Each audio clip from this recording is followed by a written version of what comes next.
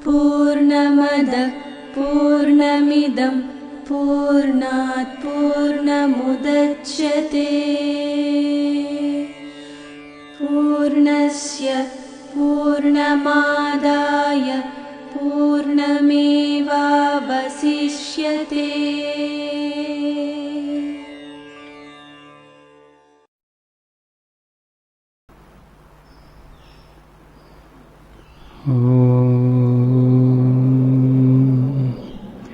व्यासाय विष्णुरूपाय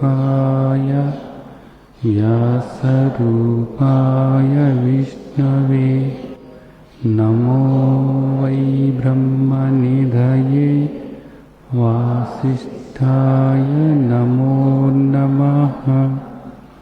नमो नमः नमो नमः।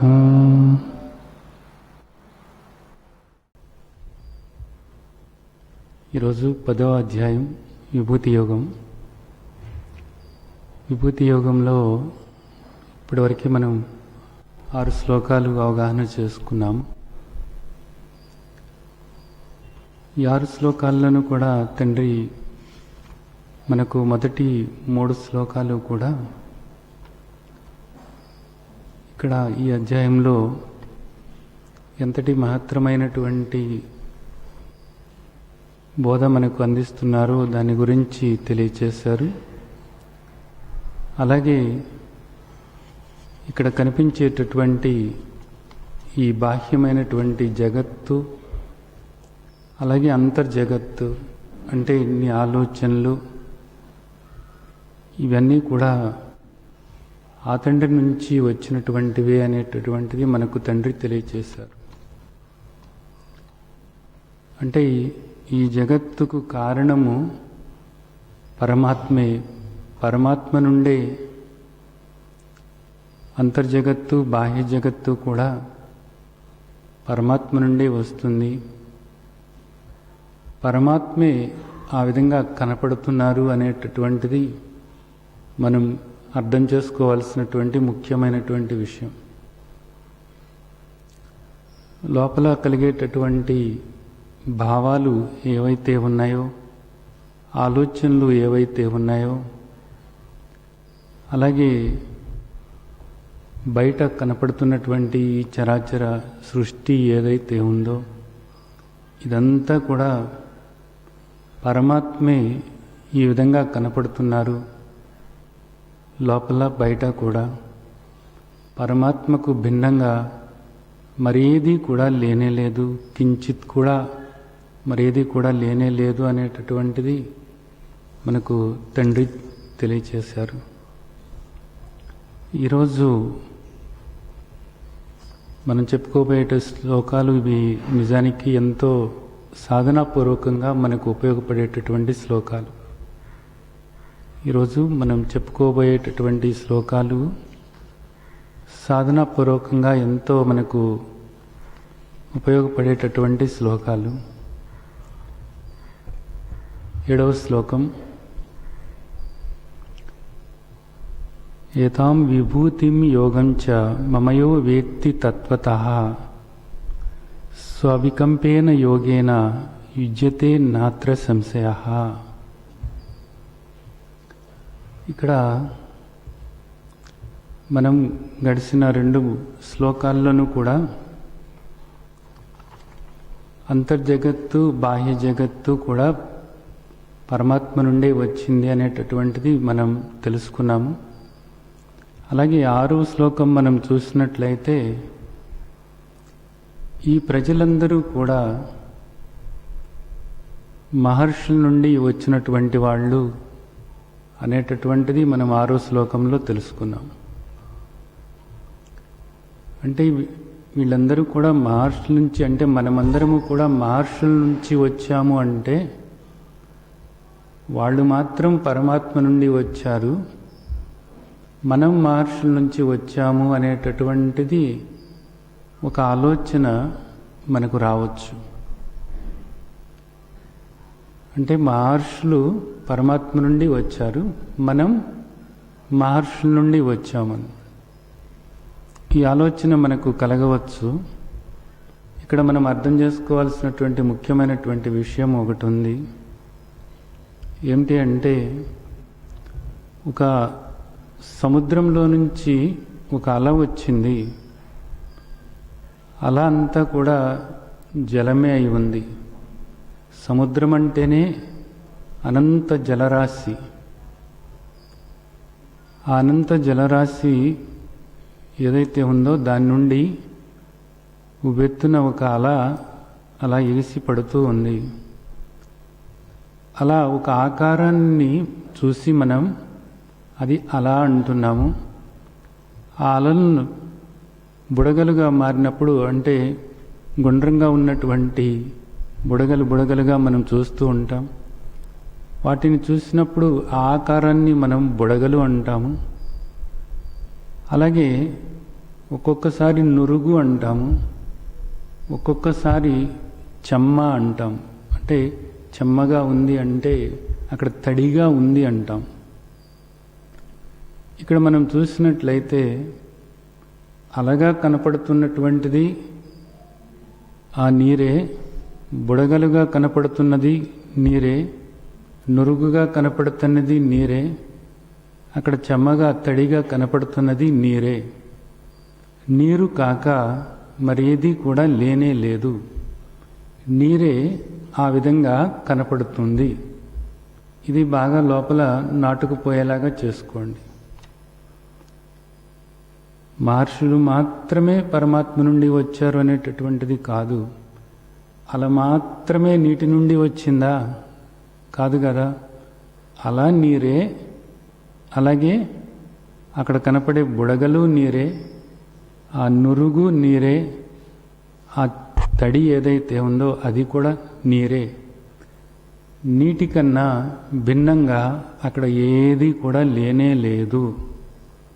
కాబట్టి అందరూ కూడా సమానమే. ఇక్కడ అందరూ కూడా చైతన్య స్వరూపుడైనటువంటి ఆ తండ్రి యొక్క వ్యక్త స్వరూపమే తప్ప అందరూ అన్నీ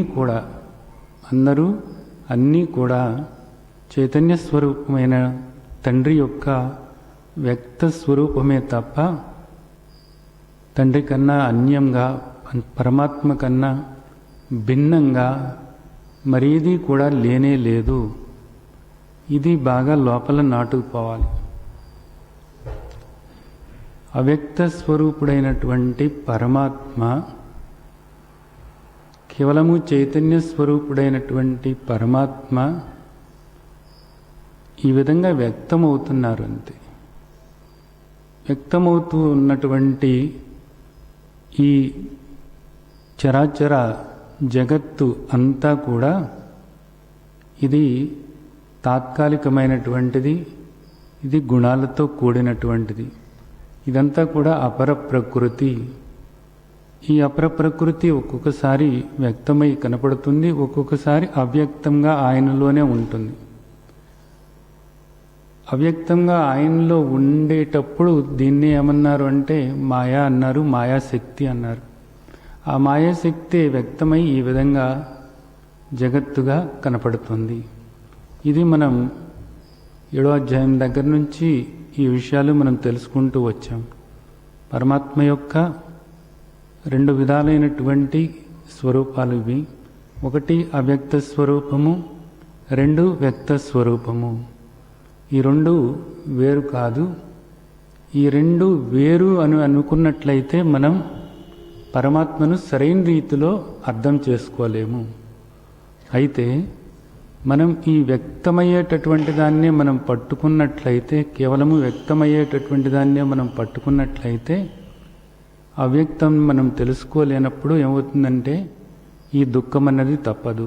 ఎందుకని? ఇదంతా కూడా అనిత్యమైనటువంటిది, అశాశ్వతమైనటువంటిది, గుణాలతో కూడినటువంటిది, నీకు దుఃఖాన్ని కలిగించేటటువంటిది, మరలా జనన మరణ చక్రంలో నువ్వు పడేందుకు దోహదపడేది ఇది. కాబట్టి ఇప్పుడు మనం చేయాల్సింది ఏంటంటే ఈ వ్యక్తమయ్యేటటువంటి దాని ద్వారా అవ్యక్తాన్ని గుర్తించటానికి మనం ప్రయత్నం చేయాలి.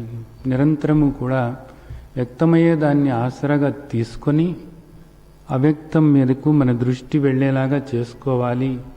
శాశ్వతమైనటువంటి గుణాలకు అతీతుడైనటువంటి పరమాత్మను పట్టుకొని ఆయన్ను శరణు వేడటమే మార్గము అనేటటువంటిది మనకు మహర్షులు చెప్తున్నటువంటిది. ఇక్కడ సాక్షాత్తు పరమాత్మ స్వరూపులైనటువంటి భగవాన్ వేదవ్యాసుల వారు చెప్తున్నటువంటిది. సరే, తర్వాత శ్లోకం మనం చూసినట్లయితే, ఏతాం విభూతిం యోగం చ మమయో వేత్తి తత్వతః స్వ అవికంపేన యోగేన యుజ్యతే నాత్ర సంశయః. ఈ శ్లోకం ఇక్కడ ఏం చెప్తున్నారు అంటే, రెండు మాటలు వస్తున్నాయి. విభూతి యోగము. విభూతి యోగం చ మమయో వేత్తి తత్వతః. తత్వతః నన్ను తెలుసుకోవాలి అని అంటే ఎవరిని? పరమాత్మను. పరమాత్మను తత్వతః తెలుసుకోవాలి అట. తత్వతః తెలుసుకుంటే ఏమవుతుంది అంటే, ఇంకా నీకు ఏ సంశయాలు కూడా లేకుండా నిశ్చలమైనటువంటి భక్తి ఏర్పడుతుందట. నిశ్చలమైనటువంటి భక్తి. దానివల్ల ఏమవుతుంది? ఇక నీకు ఏ సంశయము కూడా రానే రాదన్నమాట. ఇదంతా ఏమిటి? ఎప్పుడొచ్చింది? ఎలా వచ్చింది? పరమాత్మ ఎక్కడుంటారు? వైకుంఠంలోనా? కైలాసంలోనా? ఇంకా ఎక్కడ ఉంటారు పరమాత్మ? ఇలాంటి నీకు ఏ సంశయాలు కూడా రానే రావు. పరమాత్మను తెలుసుకోవటానికి ఎక్కడికో వెళ్ళాల్సిన అవసరం లేదు. అంతా కనపడేటటువంటిదంతా కూడా పరమాత్మే అనేది నీకు నిశ్చయంగా బుద్ధిలో స్థిరపరచుకోవాలి. అలా స్థిరపరచుకున్నప్పుడు ఇంకా నీకు ఏ సందేహము కూడా, ఏ సంశయము కూడా ఉండదు అనేటటువంటిది ఆ తండ్రి చెప్తున్నారన్నమాట. ఇది ఈ విధంగా తెలుసుకోవాలి. ఇప్పుడు తత్వతః తెలుసుకోవటం అంటే ఏమిటి? తత్వతః తెలుసుకోవటం అంటే రెండు మాటలు విభూతి యోగము అన్నారు. ఇక్కడ విభూతి అన్న మాటకు అర్థం ఏమిటంటే, ఇక్కడ కనపడేటటువంటి వివిధ రకాల్లో కనపడుతున్నటువంటిది ఏదైతే ఉందో ఇది విభూతి అనబడుతుంది. విస్తారంగా కనపడుతున్నటువంటిది ఏదైతే ఉందో ఇదంతా కూడా విభూతి. వివిధ రకాల్లో మనకు ఇదంతా కూడా కనపడుతుంది. అలాగే లోపల కూడా మనకు మనస్సు కూడా వివిధ రకాలుగా మనకు కనపడుతూ ఉంది.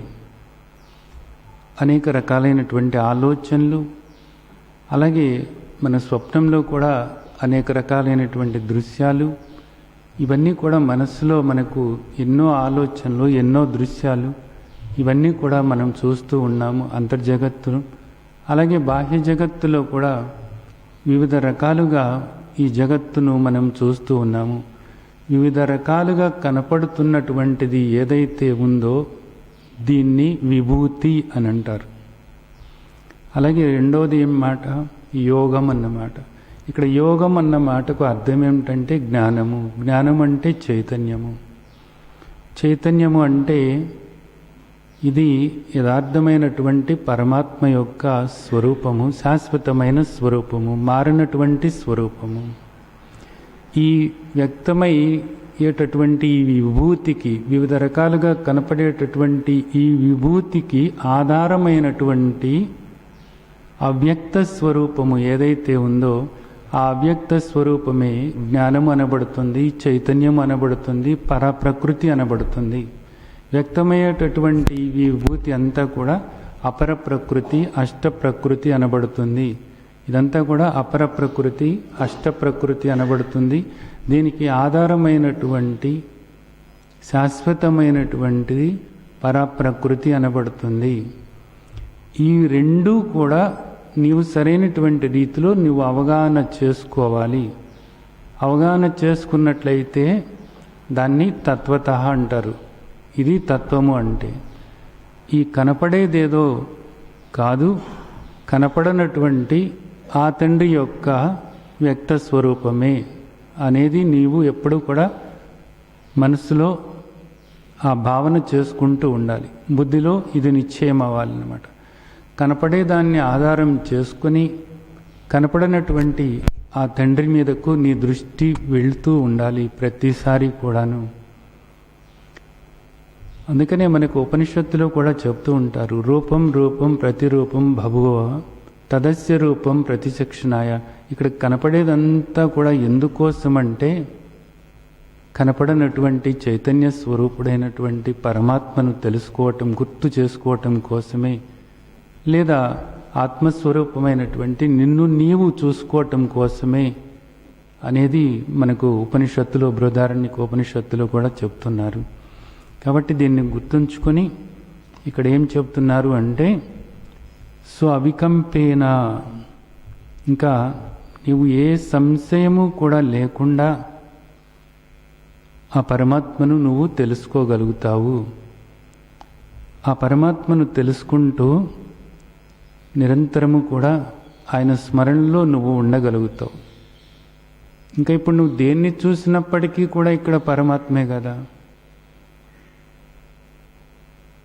వ్యక్తమవుతున్నది ఆయనే, అవ్యక్తంగా ఉన్నది ఆయనే. ఇంకా ఆయన ఎక్కడ ఉన్నాడు? అంతటా ఉన్నారు. ఎక్కడ ఉన్నారు అనేటటువంటి ప్రశ్న ఇక నీకు రాకూడదు. ఆయన ఎలా ఉంటారు అనే ప్రశ్న నీకు ఇక రాకూడదు.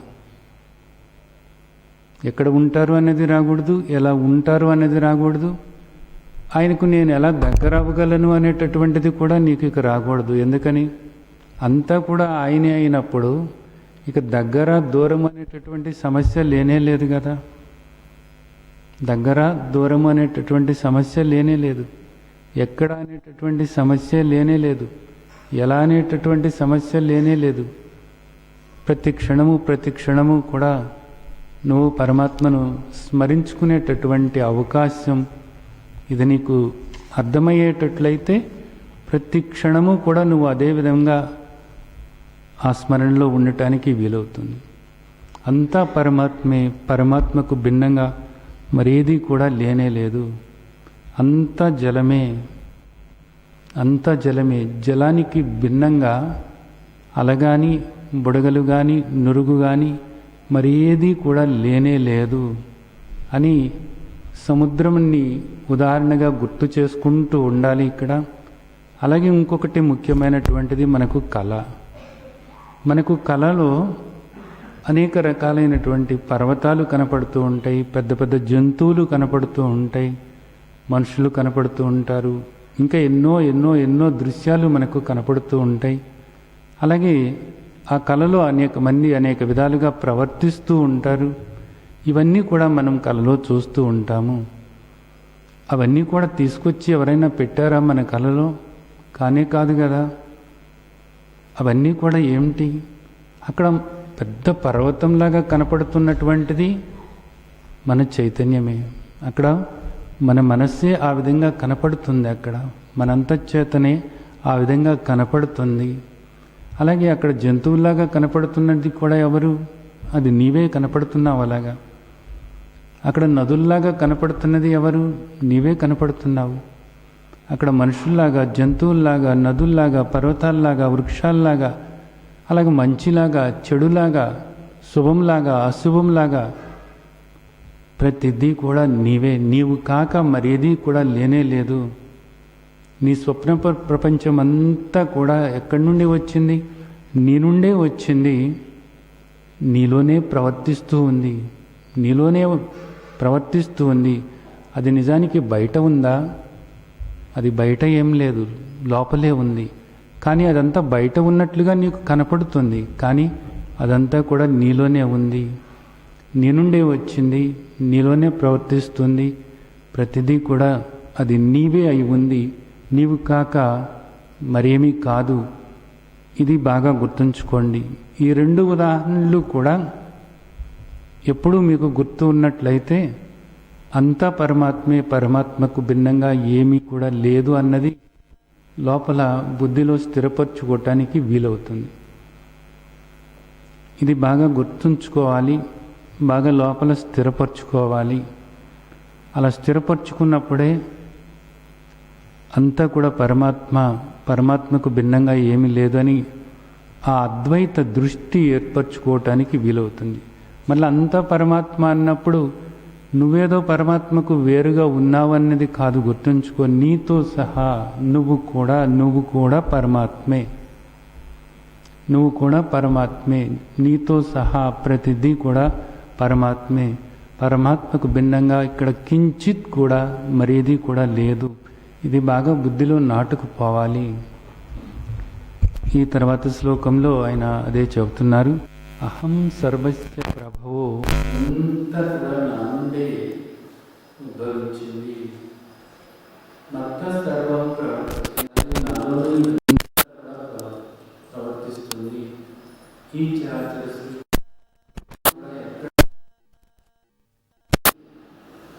నా నుండే వచ్చింది, నాలోనే ఉంది. ఇంకా సరిగ్గా అర్థం చేసుకోవడం ఏంటంటే ఇదంతా కూడా నేనే ఇలాగ కనపడుతున్నాను, నేనే ఇలాగ కనపడుతున్నాను, నాకన్నా భిన్నమైనటువంటిది మరేది కూడా లేనే లేదు. పరమాత్మే ఇలాగా కనపడుతున్నారు. పరమాత్మకు భిన్నంగా ఏదీ కూడా లేనే లేదు. సర్వం కల్విదం బ్రహ్మ, సర్వం కల్విదం బ్రహ్మ, అంతా కూడా పరమాత్మే. ఇతి మత్వా భజంతే మాం బుధా భావ సమాన్విత. బుధ అంటే ఎవరైతే ప్రేమతో దీన్ని తెలుసుకోగలుగుతారో, భగవంతుని పట్ల ప్రేమ కావాలి. ఇప్పుడు ఇక్కడ భావ సమాన్విత అన్నారనమాట. భావ సమాన్విత అంటే భగవంతుని పట్ల ప్రేమతో ఈ విషయాన్ని తెలుసుకున్న వాళ్ళు భగవంతుని పట్ల ప్రేమతో ఇదంతా కూడా పరమాత్మ స్వరూపమేనా అని భగవంతుని పట్ల ఒక ప్రేమ. ఏ భగవంతుని పట్ల? విశ్వరూపుడైనటువంటి భగవంతుని పట్ల, విశ్వమంతా కూడా తానైన భగవంతుని పట్ల ఆ ప్రేమ ఏర్పరచుకొని నిరంతరము కూడా భజంతే మాం, ఆ విధంగా చూస్తూ ఉంటారట. అంతా కూడా పరమాత్మే కదా అని. అంటే ఈ చూసే ప్రతి దాని పట్ల కూడా ప్రేమ. ఎందుకని? భగవంతుడంటే నాకు ఇష్టం కాబట్టి, భగవంతుడంటే నాకు ప్రేమ కాబట్టి ఇక్కడ ఏది ఎలా ఉన్నప్పటికీ కూడా అంతా కూడా పరమాత్మే. మంచా చెడా అన్నది కాదు, శుభమా అశుభమా అన్నది కాదు, అంతా కూడా పరమాత్మే. ఏది ఎలా ఉండాలో అది అలా ఉంది. రెండు ఉంటాయి. ఇక్కడ వ్యక్తమయ్యేటటువంటి దానిలో రెండు కూడా ఉంటాయి. నీవు ఎలా చూస్తున్నావు అన్నది ముఖ్యం. ఇక్కడ నీవు సాధకుడవై ఉన్నావు, నీవు కేవలము భక్తుడవు కాదు. ఈరోజు నీవు సాధకుడవై ఉన్నావు. ఆ తండ్రితో ఏకమవ్వటమే నీ లక్ష్యమై ఉంది ఇక్కడ. అందుకోసమే ఆ తండ్రి బోధ ఆచరణలోకి తీసుకోవటం కోసమే ఈ ప్రయత్నం చేస్తున్నావు. ఇక్కడ శ్రీమద్ భగవద్గీత మనం శ్రవణం చేస్తున్నది ఎందుకోసము అంటే ఆ తండ్రితో ఏకమవ్వటం కోసమే. ఆ తండ్రితో ఏకమవ్వటానికి అడ్డుపడుతున్నటువంటివి ఏవైతే ఉన్నాయో ఆ వాసనలు పోగొట్టుకోవటానికి సాధన చేస్తున్నాము. ఈ సాధన ఎందుకోసమంటే కేవలము ఆ తండ్రితో మనం ఏకమవ్వటం కోసమే. భగవద్గీత కేవలము శ్రవణం చేసే, పారాయణం చేసే గ్రంథం కాదు. ఆ తండ్రికి మనల్ని చేరువ చేసేటటువంటిది, ఆ తండ్రితో ఏకం చేసేటటువంటిది, ఆ తండ్రికి మనకు మధ్యలో ఉన్నటువంటి వాసనలు పోగొట్టుకోవటానికి కావలసినటువంటి ఆ శక్తిని ప్రసాదించేటటువంటిది శ్రీమద్ భగవద్గీత. కాబట్టి ఇంకా మనం ఆ దృష్టి ఏర్పరచుకున్నప్పుడు ఏ తేడా కూడా చూడకుండా అంతా పరమాత్మే, అంతా పరమాత్మే అనేటటువంటిది లోపల స్థిరంగా ఉండాలి. అయితే ఇక్కడ మీరు ఒక ప్రశ్న నన్ను అడగవచ్చు. అంతా పరమాత్మే అనుకున్నప్పుడు ఇప్పుడు ఒక సింహం ఉంటుంది, సింహం కూడా పరమాత్మే అని మనం అలాగ దగ్గరికి వెళ్ళగలమా అని. ఒక పిల్లి దగ్గరికి అయితే మనం వెళ్ళగలుగుతాం. అంతా పరమాత్మే అని పిల్లిని పట్టుకొని మనం కాస్త ఇలాగ చవర్దీయగలుగుతాం. అంతా పరమాత్మే అని చెప్పి పెద్ద పులి దగ్గరకో సింహం దగ్గరకో వెళ్ళి నువ్వు పరమాత్మే నేను పరమాత్మే అని చెప్పేసి అలాగా మనం పట్టుకోలేం కదా అని అడుగుతారు. అలా పట్టుకోలేం. అయితే మనం ఏం చేయాలి? పెద్ద పులితో మనం ఎలా ఉండాలో అలాగే ఉండాలి, పిల్లితో ఎలా ఉండాలో అలాగే ఉండాలి. ఇక్కడ మనకు గోచరమయ్యేటటువంటి దాంతో దేంతో ఎలా ఉండాలో మనం అలాగే ఉండాలి. ఎందుకనంటే మనకు ఈ దేహం ఉంది. ఈ దేహంలోని ఏ అవయవాన్ని ఏ విధంగా ఉపయోగించాలో అలాగే ఉపయోగిస్తున్నాం మనం. నడవటానికి కాళ్ళు ఉపయోగిస్తాం మనం. అంతా నా దేహమే అని తలకిందులుగా చేతులు పెట్టి మనం నడవలేం కదా. అలా అయితే ఏమవుతుంది?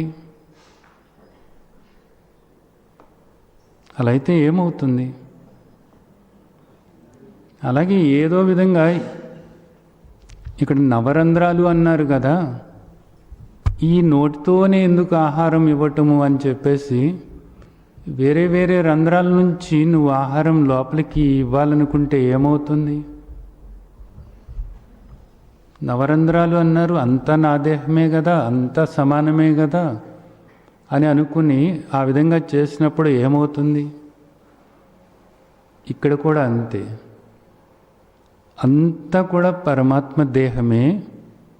అయితే ఈ దేహంలోని భాగాలు ఏవైతే ఉన్నాయో ఆయా భాగాలతో మనం ఎలా ప్రవర్తించాలో అలాగ ప్రవర్తించాలి. అలా ప్రవర్తించేటప్పుడు అక్కడ నీకు కావాల్సింది అన్నిటి పట్ల కూడా ఒక ప్రేమ అన్నది కావాలి. దేని పట్ల కూడా ద్వేషం అన్నది ఉండకూడదు. అద్వేష్ట సర్వభూతానాం మైత్ర కరుణ ఏవశ. ఇది గుర్తుంచుకోవాలి ఎప్పుడు కూడా. ఎవరి పట్ల దేని పట్ల కూడా నీకు ద్వేషము అనేటటువంటిది ఉండకూడదు. ఎందుకని? అంతా కూడా పరమాత్మ స్వరూపమే అయినప్పుడు నువ్వు ఇక్కడ దేన్ని ద్వేషిస్తున్నావు? ఎవరిని ద్వేషిస్తున్నావు? పరమాత్మనే ద్వేషించినట్లు అవుతుంది. ఆ తండ్రి రేపు మనకు 16-17 అధ్యాయాల్లో మనకు చెప్తున్నారు. ఇది నన్ను నీవు కించపరిచినట్లు అవుతుంది, నన్ను ద్వేషించినట్లు అవుతుంది అనేది ఆ తండ్రి చెప్తున్నారు. కాబట్టి ఇది నీవు గుర్తుంచుకొని నిరంతరము కూడా ఆ దృష్టి ఏర్పరచుకొని అంతా కూడా పరమాత్మే, అంతా కూడా పరమాత్మే అన్నది లోపల ఒక మంత్రంలాగా లోపల నీకు తిరుగుతూ ఉండాలి. ఇక్కడ దేని పట్ల ఎవరి పట్ల కూడా నీకు ద్వేషం అన్నది రాకూడదు, వ్యతిరేక భావన అన్నది రాకూడదు. అంతా పరమాత్మే, అంతా పరమాత్మే, అంతా పరమాత్మే. సర్వం కల్విదం బ్రహ్మ, సర్వం కల్విదం బ్రహ్మ. అయితే వ్యవహార రీత్యా ఎవరితో ఎలా ఉండాలో అలాగా ప్రవర్తించు, దేంతో ఎలా ఉండాలో దాంతో అలాగా ఉండు, అంతే. పిల్లితో ఎలా ఉండాలో అలా ఉండు, పెద్ద పులితో ఎలా ఉండాలో అలాగే ఉండు. కానీ పెద్ద పులి కూడా పరమాత్మే, పిల్లి పరమాత్మే. ఇది గుర్తుంచుకో. దాని పట్ల కానీ దీని పట్ల కానీ నీకు ద్వేషం అనేది ఉండకూడదు. ఈ దృష్టి ఏర్పరచుకున్నప్పుడు నిజంగా మనం పరమాత్మను ప్రేమించినట్లు అవుతుంది, పరమాత్మకు ఇష్టమైన వాళ్ళుగా మారటం అవుతుంది అన్నది మనకు రాబోయేటటువంటి 12వ అధ్యాయంలో ఆ తండ్రి చెప్తున్నారు. ఇక్కడ ఇది బాగా మనం వంట పట్టించుకున్నప్పుడు మాత్రమే 12వ అధ్యాయం భక్తి యోగంలో పరమాత్మకు ప్రియమైన వాళ్ళుగా మారాలి అన్నప్పుడు ఈ అధ్యాయంలో చెప్పినటువంటి దాన్ని మనం వంట పట్టించుకుని లోపల జీర్ణం చేసుకుంటే ఆ అధ్యాయంలోకి మనం వెళ్ళేటప్పటికీ ఆ విధంగా మనం తయారవ్వగలుగుతాం. కాబట్టి ఇక్కడ మనం ఇతి మత్వా భజంతే మాం, ఇది తెలుసుకుని బుధ అన్నారు. అంటే తెలుసుకున్నటువంటి బుద్ధిమంతులు వాళ్ళు ఎప్పుడు కూడా నన్ను ఇలాగే చూస్తారు, ఇలాగే వాళ్ళు నన్ను ప్రేమతో భజిస్తూ ఉంటారు. ఆ భక్తి భావన నిరంతరము వాళ్ళలో కదలాడుతూ ఉంటుంది అనేది చెప్తున్నారు. ఇక్కడ ఇది నిరంతరము కూడా ఆ తండ్రిని స్మరించుకుంటూ నిధిధ్యాసన చేయటానికి అలవాటు ఉంటుందన్నమాట. అది వీలవుతుంది ఇక్కడ. తర్వాత శ్లోకం చూసినట్లయితే మచ్చిత్త మద్గత ప్రాణ బోధయంత పరస్పరం కథయంత చ మాం నిత్యం తుష్యంతి చ రమంతి చ.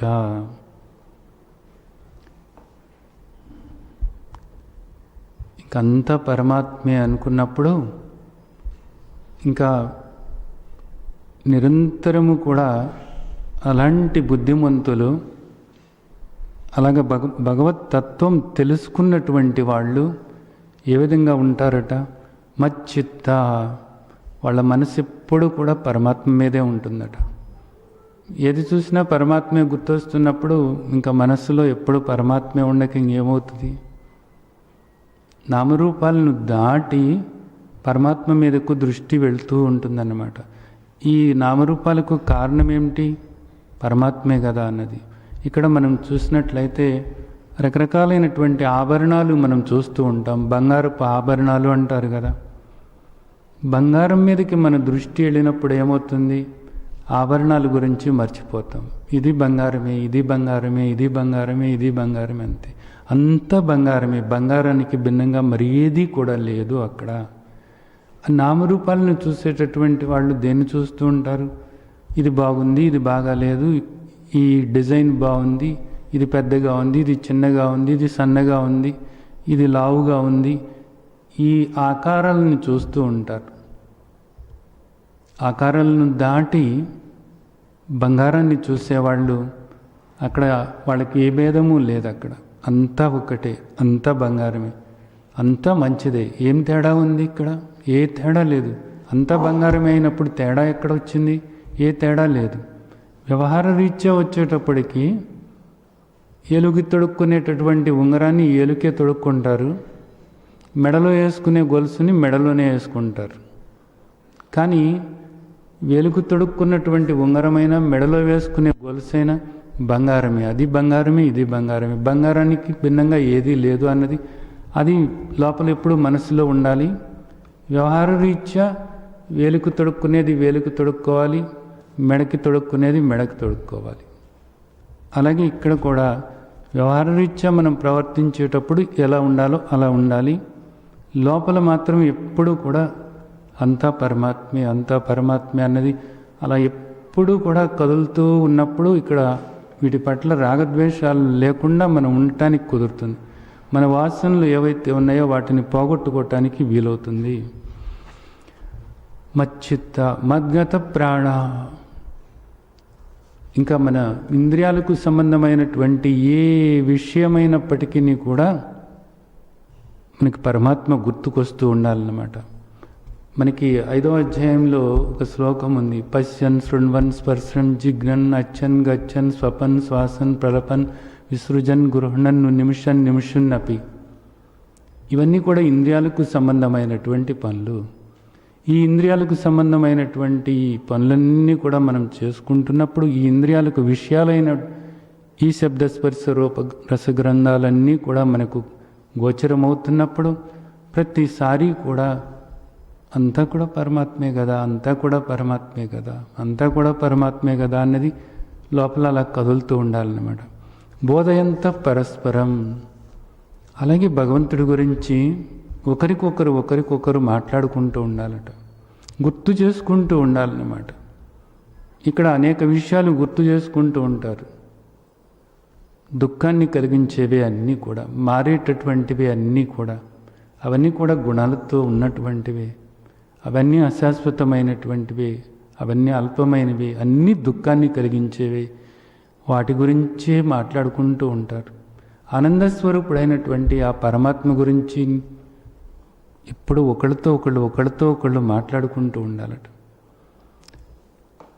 పరమాత్మ గురించి మాట్లాడటం అంటే ఇక్కడ ఆయన చెప్పినటువంటిది, ఆయన బోధ ఏదైతే ఉందో ఆ బోధను గుర్తు చేసుకుంటూ ఉండటం, ఆ బోధను గుర్తు చేసుకుంటూ ఉండటం. ఆ తండ్రి ఈ విధంగా చెప్పారు కదా, ఆ తండ్రి ఈ విధంగా చెప్పారు కదా అని బోధ గుర్తు చేసుకుంటూ ఉన్నట్లయితే పరమాత్మ చెప్పినట్లుగా మనం నడుచుకోవటానికి వీలవుతుంది. కథయంత చమాం నిత్యం. అలాగే కథలుగా చెప్పుకోవటం అన్నది కూడా ఒకటి ముఖ్యమైనటువంటిది. పిల్లలకు కథల రూపంలో చెప్పినప్పుడు వాళ్లకు ఎక్కువ అర్థమవటానికి వీలవుతుంది. అది నెమ్మదిగా బోధ రూపంలో పరమాత్మ యొక్క బోధలోకి వాళ్ళని తీసుకువెళ్ళి కథల రూపంలో మొదలుపెట్టి పరమాత్మ యొక్క బోధ, ఆ సారం, బోధలో ఉన్నటువంటి సారాన్ని వాళ్లకు నేర్పటం అన్నది చేయాలి. ఈ విధంగా చేసినట్లయితే మచ్చిత్త మద్గత ప్రాణ బోధయంత పరస్పరం. నీ మనసు ఎప్పుడూ కూడా ఎటు చూస్తున్నప్పటికీ కూడా పరమాత్మ పరమాత్మ పరమాత్మ. ఈ ఇంద్రియాలకు సంబంధమైనటువంటి ఏ విషయాలు ఉన్నప్పటికీ కూడా అంతా కూడా పరమాత్మే, అంతా కూడా పరమాత్మే, పరమాత్మే, పరమాత్మే. అలాగే పరమాత్మ గురించి ఒకరికొకరు మాట్లాడుకుంటూ మన తండ్రి మనకు చెప్పినటువంటి బోధ ఏదైతే ఉందో ఈ బోధ గురించి మాట్లాడుకుంటూ ఉంటే నిజానికి ఇంతటికన్నా అదృష్టం అన్నది మరి ఏది కూడా లేదు. పరమాత్మ మనకు ఏం చెప్పారో దాన్ని ఒకరితో ఒకరు మాట్లాడుకుంటూ ఉంటే మన తండ్రి మనకి ఇలా చెప్పారు, మన తండ్రి ఇలా చెప్పారు, ఇలా ఉండాలి, మనం ఇలా ఉండాలి అని ఒకరికొకరు గుర్తు చేసుకుంటూ ఉంటే, పరస్పరం ఒకరికొకరు గుర్తు చేసుకుంటూ ఉంటే, అలాగే కథ ఎంత వచ్చాం కథలుగా ఆ తండ్రిని గుర్తు చేసుకుంటున్నప్పుడు నాకు ఇంత శాంతిగా ఉంది, ఆ తండ్రిని గుర్తు చేసుకుంటున్నప్పుడు నాకు అసలు పనులలో అలసట లేకుండా పోయింది, అందరి పట్ల కూడా ప్రేమగా ఉండగలుగుతున్నాను, నా ఆరోగ్యం కూడా నిజానికి ఎంతో ఇప్పుడు హాయిగా నేను ఉండగలుగుతున్నాను, స్వస్థతతో ఉండగలుగుతున్నాను. ఈ విధంగా మాట్లాడుకుంటూ ఉన్నట్లయితే నిత్యం ఎప్పుడూ కూడా కథ ఎంత చమాం నిత్యం తుష్యంతి చ రమంతి చ. ఏమంటున్నారు? అంతకన్నా ఆనందమే లేదట. ఎప్పుడు అలా ఆనందపడుతూ ఉంటారట. పరమాత్మ తత్వం తెలిసినటువంటి వాళ్ళు బుధా భావ సమన్విత, అలాంటి బుద్ధిమంతులు ఎప్పుడు కూడా ఆనందంగా ఉంటారంట. తుష్యంతి చ అంటే ఎప్పుడు కూడా సంతృప్తిగా ఉంటారన్నమాట. వీళ్ళకి ఎప్పుడు కూడా ఎలా ఉంటుందంటే ఏది వాళ్ళ ముందుకు వచ్చినప్పటికీ కూడా ఆ తండ్రి ప్రసాదమే కదా, ప్రసాద బుద్ధి ఉంటుందన్నమాట. ప్రతిదీ కూడా ఆ తండ్రి ప్రసాదమే. ఆ తండ్రికి తెలుసు నాకు ఏది ఇవ్వాలో, ఆ తండ్రికి తెలుసు. నేను ఇప్పుడు కూడా ఆ తండ్రి సేవకుడను, అంతే. ఆ తండ్రి ప్రకారంగా నడిచేటటువంటి సేవకుడను నేను. ఆయనను నేను ఎప్పుడు కూడా ఏది కోరను, ఆయన నేను ఎప్పుడు దేనికి ఆజ్ఞాపించను. తండ్రి నాకు ఇది ఇవ్వు, అది ఇవ్వు, అది చేసి పెట్టు, ఇది చేసి పెట్టు అని నేనెప్పుడు అనను. నేనెప్పుడు ఆయనకు సేవకుడిలాగానే ఉంటాను, కానీ ఆయననేదో నా సేవకుడిగా నేను ఎప్పుడూ భావించను. ప్రతి క్షణము కూడా ఆ తండ్రి ఏం చెప్పారు, ఆ తండ్రి చెప్పినట్లుగా నేను నడవాలి, అంతే. ఇది ఆ తండ్రికి నేను చేసేటటువంటి ఉత్తమ సేవ. ఇది నేనెప్పుడు కూడా ఆ తండ్రికి ఉత్తమ సేవకుడిగా ఉండాలని అనుకుంటున్నాను. ఆ తండ్రి ఏం చెప్పారు? భగవాన్ ఉవాచ, భగవంతుడు చెప్తున్నారు, నా తండ్రి నాకు చెప్తున్నారు, నాకు ఈ మానవ జన్మ ప్రసాదించినటువంటి నా తండ్రి నాకు చెప్తున్నారు, నేనేం చేయాలో చెప్తున్నారు.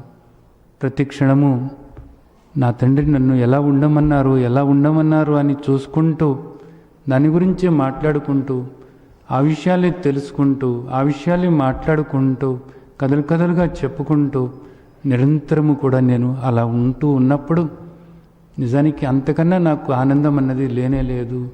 తుష్యంతి చ రమంతి చ, దానిలోని ఆనందాన్ని పొందుతూ ఉంటాం జరుగుతుంది అనేటటువంటిది కూడా, అది కూడా ఆ తండ్రి చెప్తున్నారు. అంటే మీరు ఇలా చేసినప్పుడు మీకు ఇలా ఉంటుంది అనేది చెప్తున్నారు. తండ్రి చెప్పటమే కాదు, అనుభవపూర్వకంగా మనందరము కూడా తెలుసుకోవచ్చు నిరంతరము కూడా. ఎందుకనంటే తండ్రి చెప్పినట్లుగా మనం నడుచుకుంటున్నప్పుడు, తండ్రి బోధల గురించి మనం మాట్లాడుకుంటున్నప్పుడు ఇవన్నీ కూడా సత్యం. మిగిలినవి మీరు ఏది మాట్లాడుకుంటున్నప్పటికీ కూడా అదంతా కూడా అసత్యం, అదంతా కూడా అల్పమైనటువంటిది, అశాశ్వతమైనటువంటిది, గుణాలతో కూడినటువంటిది, దుఃఖాన్ని కలిగించేటటువంటిది. కాబట్టి మీరు ఇక్కడ ఏది మాట్లాడుకుంటున్నప్పటికీ కూడా బాహ్యమైనటువంటి విషయాలు, ఏ కథలు చెప్పుకుంటున్నప్పటికీ కూడా, ఎంత గొప్ప విషయాలు మాట్లాడుకుంటున్నప్పటికీ కూడా అవన్నీ కూడా మారేటటువంటివి. వాటిల్లో పోలికలు ఉంటాయి, వాటిల్లో మీ భావాల్లో తేడాలు ఉంటాయి. కానీ భగవంతుడు చెప్పినటువంటి దానిలో ఏ తేడా ఉండదు. ఇది సత్యమై ఉంది. కాబట్టి ఇది ఎప్పుడూ మీకు ఆనందాన్ని కలిగించేటటువంటిది. ఎప్పుడూ కూడా మీరు సంతృప్తిగా ఉండవచ్చు. భగవంతుని యొక్క బోధ, భగవాన్ వాచ ఏదైతే ఉందో దాన్ని లోపలికి తీసుకున్నప్పుడు, ఆచరణలో పెట్టుకున్నప్పుడు, దాని గురించి మాట్లాడుకుంటున్నప్పుడు ఎప్పుడూ కూడా మీకు సంతృప్తిగానే ఉంటుంది, ఎప్పుడూ కూడా మీకు ఆనందంగానే ఉంటుంది. తర్వాత ఇలా ఉన్నప్పుడు కేవలము సంతోషంగా ఉండటము, ఎప్పుడు సంతృప్తిగా ఉండటము, ఆనందంగా ఉండటము అన్నది మీకు అనుభవం అవుతుంది. అంతేకాకుండా తేషాం సతతయుక్తానాం భజతాం ప్రీతిపూర్వకం దదామి బుద్ధియోగం తం ఏన మాముపయాంతితే.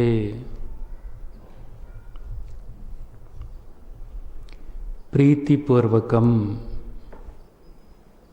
ఇది బాగా గుర్తుంచుకోవాలి.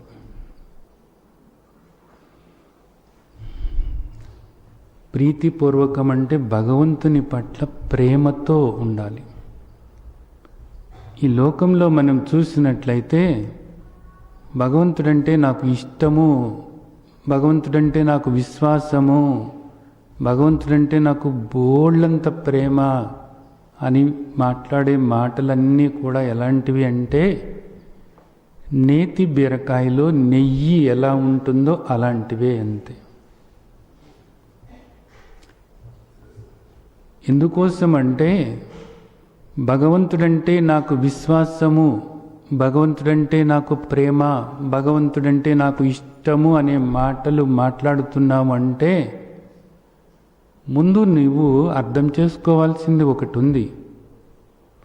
భగవంతుడు ఏం చెప్పారో దాన్ని నువ్వు ఆచరిస్తున్నప్పుడు ఖచ్చితంగా తండ్రి ఏం చెప్పారో దాన్ని నువ్వు అర్థం చేసుకొని ఆచరిస్తున్నప్పుడు నీవు భగవంతుడికి విశ్వాసపాత్రుడివి అనటానికి కుదురుతుంది. భగవంతుడంటే నీకు ఇష్టము అంటే దానికి గుర్తేమిటి? భగవంతుడు ఏదైతే చెప్తారో దాన్ని నువ్వు చేసుకుంటూ పోతే, ఓహో వీడికి భగవంతుడంటే ఇష్టం కాబట్టి భగవంతుడు చెప్పింది చేసుకుంటూ వెళుతున్నాడు, భగవంతుడంటే నాకు ప్రేమ అని నువ్వు అంటున్నావు అంటే దాని అర్థం ఏమిటి? భగవంతుడు చెప్పినటువంటి దాన్ని తూచ తప్పకుండా ఆచరణలో పెట్టడానికి నువ్వు ప్రయత్నిస్తూ ఉన్నట్లయితే భగవంతుడంటే నాకు ప్రేమ అనే మాట నువ్వు మాట్లాడవచ్చు. అలా కాకుండా నీవు రకరకాలైనటువంటి కోరికలు కోరుకుంటూ భగవంతుణ్ణి ఆశ్రయించాను, నేను ఇందుకోసం ఆశ్రయించాను అని ఒక కారణమేదో చెప్పుకుంటూ భగవంతుడి పట్ల నాకు ప్రేమ అన్న మాట నువ్వు మాట్లాడుతుంటే నీకు ప్రేమ దేని పట్ల? భగవంతుడి పట్ల కాదు, నీ కోరికల పట్ల. నీకు విశ్వాసం అన్నది భగవంతుడి పట్ల కాదు, నీ కోరిక నెరవేరిస్తే విశ్వాసము అంటున్నావు అంతే. దేనికి సంబంధం లేకుండా, ఏ కోరికతో సంబంధం లేకుండా కేవలము భగవంతుడి పట్ల ప్రేమ అన్నది నీకు రావాలి. ఏ అద్దులు లేకుండా, ఏ ఎలలు లేకుండా, ఏ కోరిక లేకుండా, ఏ కారణము లేకుండా భగవంతుడంటే నాకు ఇష్టం అంతే. భగవంతుడంటే నాకు ఇష్టము అంతే. చాలామంది చెప్తూ ఉంటారు, మేమేమి కోరమండి పెద్దగా, కేవలము నేను మా కుటుంబము సుఖంగా ఉండాలి తండ్రి అని కోరుకుంటాను, ప్రత్యేకమైన కోరికలు ఏమీ కోరను అంటారు. ఇది ఒక ప్రత్యేకమైన కోరికే. అలాగే చిన్న చిన్నవి అనుకుంటూనే అనంతుడైనటువంటి ఆ తండ్రితో మీరు ఏకమవ్వటానికి అడ్డు పెట్టుకుంటున్నారు ఇలాంటి కోరికలతోనే. ఇక కొంతమంది అయితే ఇచ్చిపుచ్చుకునే ద్వారానే కదా, తండ్రి నేను నీకు ఇది ఇస్తాను, నువ్వు నాకు ఇది ఇస్తావా? ఈ విధమైనటువంటి ఒక వ్యాపారం కూడా మనం భగవంతునితో చేస్తున్నాం కదా. కానీ అక్కడ ఆ తండ్రి ఏం చెప్తున్నారు చూడు, తేషాం సతతయుక్తానాం భజతాం ప్రీతిపూర్వకం. నాకు మనం చెప్పుకున్నాం, మచ్చిత్త మద్గత ప్రాణ బోధయంత పరస్పరం కథయంత చ మాం నిత్యం తుష్యంతి చ రమంతి చ. అది ఎలా జరగాలి అంటే ప్రీతిపూర్వకంగా జరగాలి, ప్రేమగా జరగాలి. తండ్రి గురించి నువ్వు మాట్లాడుకుంటూ ఉన్నావంటే నీకు ప్రేమ ఉండాలి. ఆ మాటలు మాట్లాడటానికి నీకు ఇష్టంగా ఉండాలన్నమాట. తండ్రి గురించి వేరే వాళ్ళతో నువ్వు మాట్లాడుతున్నప్పుడు నీకెంతో ఆనందం కలగాలన్నమాట. ఆ తండ్రి పట్ల అంత ప్రేమ నీకు రావాలి అనుకున్నప్పుడు నిజంగా ఆ తండ్రి నీకేమేం చేశారు అనేటటువంటిది పదే పదే పదే పదే గుర్తు చేసుకుంటూ ఉండాలి. ఉంటే కానీ కొన్ని రోజుల పాటు తండ్రి పట్ల నీకు ప్రేమ అనేది కలగదు. ఈ మానవ జన్మ నీకు ప్రసాదించారు తండ్రి. తల్లి గర్భంలో పడిన దగ్గర నుంచి ఈ క్షణం వరకు ప్రతి క్షణము కూడా ఆ తండ్రి నీకేం చేశారు, ఏం చేశారు, ఏం చేశారు, నీ దేహంలోని ప్రతి కణము కూడా ఏ విధంగా పనిచేయాలో ఆ విధంగా పనిచేయిస్తున్నారు. ప్రతి అవయవము కూడా ఏ విధంగా పనిచేయాలో ఆ విధంగా పనిచేయిస్తున్నారు. తల్లి గర్భంలో నీవు ఉన్నప్పుడు నిజానికి నీవు బయటపడేంత వరకు కూడా ఆ తండ్రి కంటికి రెప్పలాగా నిన్ను కాపాడారు. ఇవన్నీ కూడా ఒక్కసారిగా నువ్వు తలుసుకుంటూ ఉన్నప్పుడు ఆ తండ్రి పట్ల నువ్వు ప్రేమ పెంచుకోవటానికి వీలవుతుంది. భగవంతుడి పట్ల ప్రేమ పెంచుకోవాలి. ఆ విధంగా నువ్వు సతతయుక్తానాం భజతాం ప్రీతిపూర్వకం, ప్రేమగా నిరంతరము కూడా భగవంతుని పట్టుకుని ఉండాలి. భగవంతుని పట్టుకుని ఉండటం అంటే భగవంతుడు ఏం చెప్పారు అన్నదాన్ని పట్టుకుని ఉంటే ఎప్పుడు ఆ తండ్రికి దగ్గరగానే ఉంటాం. ఆ తండ్రి బోధను పట్టుకొని ఆ తండ్రి నాకు ఏం చెప్పారు, తండ్రి నాకు ఏం చెప్పారు అని ఆలోచించుకుంటూ అలా ఉండటానికి ప్రయత్నిస్తూ అలా ఉండలేనప్పుడు తండ్రి మీరు చెప్పినట్లు ఉండలేకపోతున్నాం తండ్రి, నాకు ఆ శక్తిని ప్రసాదించండి తండ్రి అని ఆ తండ్రిని వేడుకుంటూ అలా ఉన్నప్పుడు ఒక గొప్ప బహుమతి నీకు ఇవ్వబడుతుంది. ఏమిటి అంటే దదామి బుద్ధి యోగం తమ్యేన మాం ఉపయాంతితే.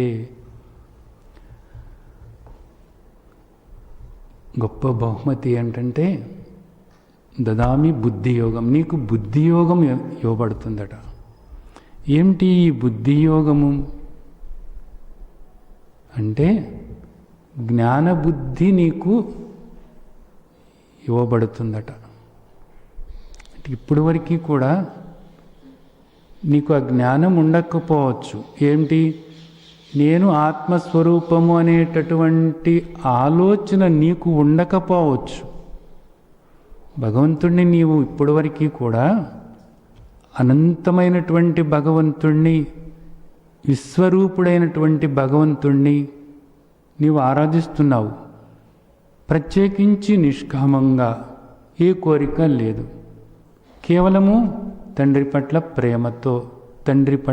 ప్రేమతో నీవు భగవంతుణ్ణి ఆరాధిస్తున్నావు. అయితే నీకు ఇప్పటి వరకు కూడా నేను భగవంతుడు ఆ పరమాత్మ వేరు కాదు ఏకమే అనేటటువంటి ఆ అవగాహన నీకు లేకపోవచ్చు. ఒకవేళ అవగాహన ఉన్నప్పటికీ కూడా ఆ దృష్టి ఏర్పరచుకోలేకపోయి ఉండవచ్చు. కానీ ఇప్పుడు తండ్రి ఏమంటున్నారు అంటే, నీ చిత్తం ఎప్పుడు కూడా, నీ మనసు ఎప్పుడు కూడా ఆయన మీదే లగ్నం చేసి తండ్రి గురించే నువ్వు ఆలోచిస్తూ, తండ్రి బోధల గురించి మాట్లాడుకుంటూ, వాటిని ఆచరణలో పెట్టుకోవటానికి నువ్వు ప్రయత్నం చేస్తూ, ఆ విధంగా దానిలో ఆనందాన్ని నువ్వు పొందుతూ ఉన్నప్పుడు, ఆ తండ్రి పట్ల అంత ప్రేమతో నువ్వు ఉన్నప్పుడు, దదామి బుద్ధి యోగం, నీకు ఆ జ్ఞాన దృష్టి నేను ప్రసాదిస్తాను అని చెప్తున్నారన్నమాట. ఇది గొప్ప బహుమతి. ఏమవుతుంది ఈ జ్ఞాన దృష్టి మనకు ప్రసాదించటం వల్ల? ఏమవుతుందంటే, తమ్ ఏన మాముపయాంతితే, వాళ్ళు నన్ను పొందుతారు అనేది చెప్తున్నారనమాట. ఆ తండ్రితో మనం ఏకం అవ్వటానికి ఇది ఒక మాత్రమైనటువంటి అవకాశం. అది ఏ విధంగా జరుగుతుంది అంటే, తర్వాత చెప్తున్నారు, తేషామే వానుకంపార్థం అహం అజ్ఞానజం తమః నాశయామ్యాత్మభావస్థో జ్ఞానదీపేన భాస్వత.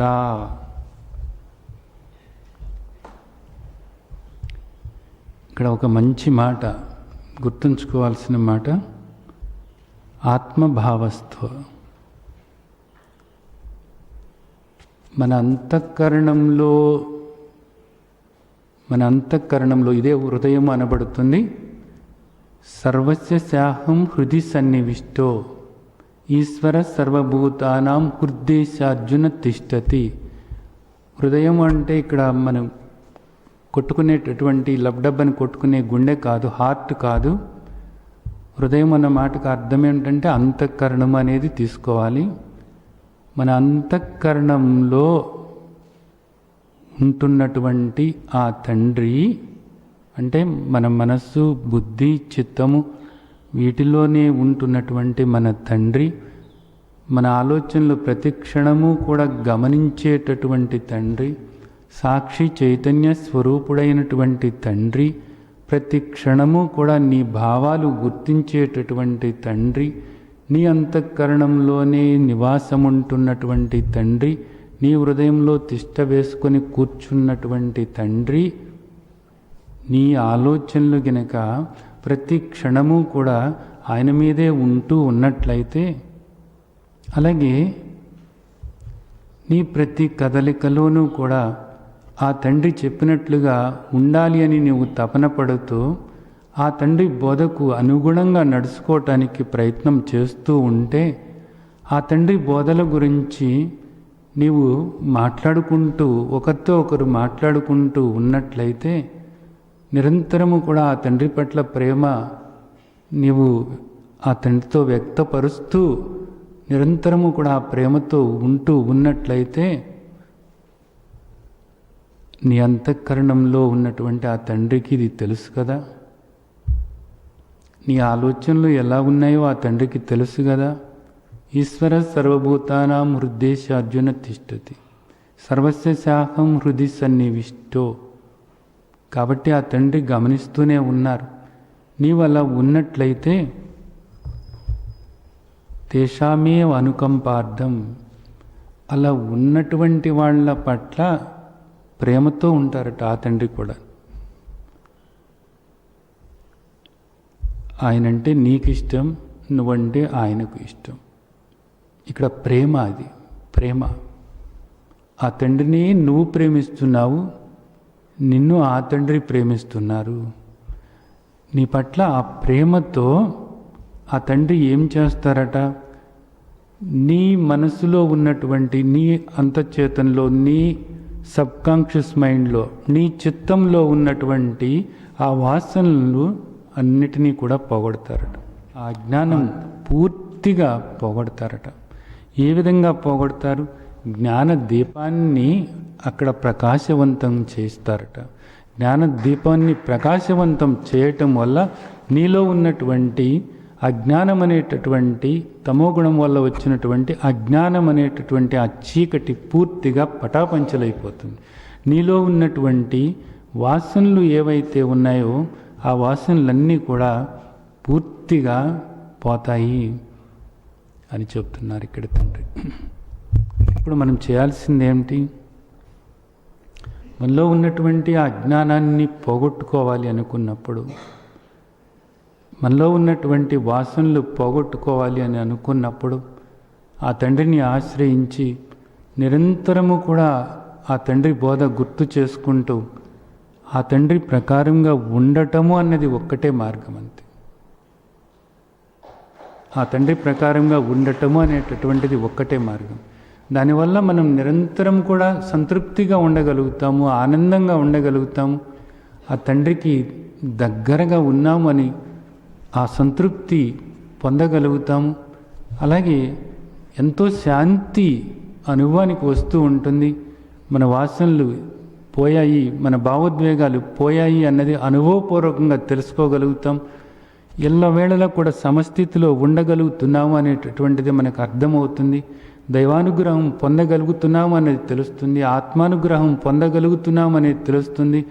అలాగే శాస్త్రానుగ్రహం, అలాగే గురువనుగ్రహం, ఈ 4 రకాలైనటువంటి అనుగ్రహాలు కూడా మన పట్ల పుష్కలంగా ఉన్నాయి అన్నది అనుభవం అవుతుంది. అన్నిటిని మించి మన వాసనలు పోవటం వల్ల మనం తేలికగా ఉన్నాము, శాంతిగా ఉన్నాము, తృప్తిగా ఉన్నాము, ఆనందంగా ఉన్నాము, ప్రేమగా ఉండగలుగుతున్నాము అనేటటువంటిది తెలుస్తుంది. రాగద్వేషాలు పోగొట్టుకుంటున్నాము అనేటటువంటిది తెలుస్తుంది. ఓ భగవంతుడు ఇలా ఉంటారా, ఆయనకు నాకు తేడా లేదు కదా అనేది మీకు అర్థమవుతుంది. ఇంతటి మహత్తరమైనటువంటి భాగ్యాన్ని మనకు ప్రసాదిస్తాను అంటున్నారు ఆ తండ్రి. ఇదేమన్నా కష్టమా? ఏమాత్రం కష్టం లేదు. భగవాన్ వాచ, భగవంతుడు చెప్తున్నారు, మన తండ్రి చెప్తున్నారు. ఏం చెప్తున్నారు, ఏం చెప్తున్నారు, ఏం చెప్తున్నారు? ఇంతకన్నా గొప్పది ఏదైనా ఉందా? వాళ్ళది చెప్పారు, వీళ్ళది చెప్పారు, ఇవన్నీ తెలుసుకుంటున్నాం కదా. తండ్రి ఏం చెప్పారు అన్నదాన్ని ఎందుకు తెలుసుకోలేకపోతున్నాము? ఎందుకు మాట్లాడుకోలేకపోతున్నాము? ఎందుకు మననం చేసుకోలేకపోతున్నాము అంటే ఇదొక వాసన. ఈ వాసన పోగొట్టుకోవాలి. తండ్రి పట్ల మనకు ప్రేమే ఉన్నట్లయితే మిగతా వేటితోనూ సంబంధం లేకుండా, ఏ కోరికలతోనూ సంబంధం లేకుండా తండ్రిని ప్రేమించుతున్నాము అంటే తండ్రి చెప్పినట్లుగా నడుచుకోవటానికి ప్రయత్నం చేయటమే అంతే. ఆ విధంగా చేసినప్పుడు తప్పకుండా ఆ తండ్రి దదామి బుద్ధి యోగం, మనకి ఆ బుద్ధి యోగాన్ని ప్రసాదిస్తారు. నాశయామ్యాత్మభావస్తో జ్ఞానదీపేన భాస్వత, బుద్ధి యోగాన్ని మనకు ప్రసాదించి జ్ఞానదీపేన భాస్వత అహం అజ్ఞానజం తమస్సుతో కూడినటువంటి తమోగుణ సంబంధమైనటువంటి ఆ అజ్ఞానాన్ని పారద్రోలుతాను అంటున్నారు. ఇంతకన్నా గొప్ప అవకాశం మనకి ఏ విధంగా లభిస్తుంది? ఇది అర్థం చేసుకొని నిరంతరము కూడా మీరు తండ్రి ఏం చెప్పారు, ఏం చెప్పారు, భగవాన్ వాచ, భగవంతుడు చెప్తున్నారు. నాకు ఈ మానవ జన్మ ప్రసాదించినటువంటి భగవంతుడు పరమాత్మ చెప్తున్నారు. ఆయనతో ఏకం చేసుకోవటానికి, ఈ జనన మరణ చక్రం నుంచి నన్ను బయట వేయటానికి, ఈ దుఃఖం నుంచి నేను బయటపడటానికి నేనేం చేయాలో నా తండ్రి నాకు చెప్తున్నారు. నా తండ్రి నాకు చెప్తున్నారు, నేను ఆచరించాలి. నా తండ్రి చెప్పినట్లుగా నేను నడవాలి, నా తండ్రి చెప్పినట్లుగా నడవాలి. ఇది లోపల స్థిరపరచుకోండి. ఇది లోపల స్థిరపరచుకొని నిరంతరము తండ్రి బోధ గుర్తు చేసుకుంటూ ఉండి ఆ తండ్రి అనుగ్రహానికి మీరందరూ కూడా పాత్రులై ఆ తండ్రి ప్రసాదిస్తానన్న ఆ బుద్ధి యోగం, ఆ బహుమతి పొంది మీరందరూ కూడా స్థితప్రజ్ఞులుగా మారాలని ఆశిస్తూ ఆ విధంగా ఆశీర్వదిస్తున్నాను. జై సచ్చిదానంద్.